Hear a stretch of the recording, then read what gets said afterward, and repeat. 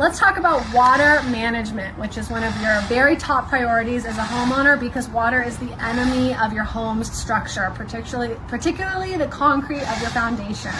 Over time, water will strip the cement, the binding agent, out of the concrete of your foundation, encouraging it to start to spall and slough away, exposing rock aggregate.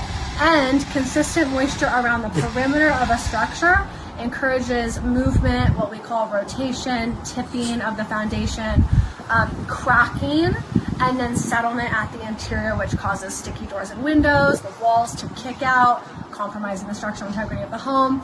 Lots of annoying and potentially dangerous problems. So, as unsexy as it may be, drainage and management of water is so important. So we're thinking about two different types of water. One, the majority of water that impacts your home, which is rainwater, and two, groundwater, or the water that is flowing towards your structure because of the grade sloping slightly towards your home. Even if your yard looks mostly flat, there can be a slight pitch towards your house that can encourage water to flow underneath the home.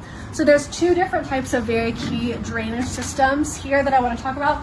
One, the collection of all of your rainwater from your downspouts into a subsurface drainage system. And this is the clean out for that subsurface drainage. What it is a rigid pipe that attaches to all the downspouts and diverts water away from the structure. Okay, that's one. And two, what you can't see, but this is the clean out for something called a French drain. And what a French drain is a perforated pipe. It's perforated on the bottom.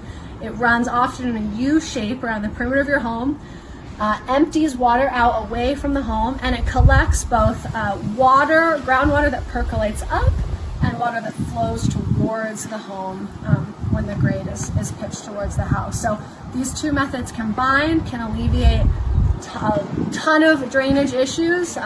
If you see water in your subspace, or moist soil in your basement, or your crawl space, these are the two methods that I suggest that you consider.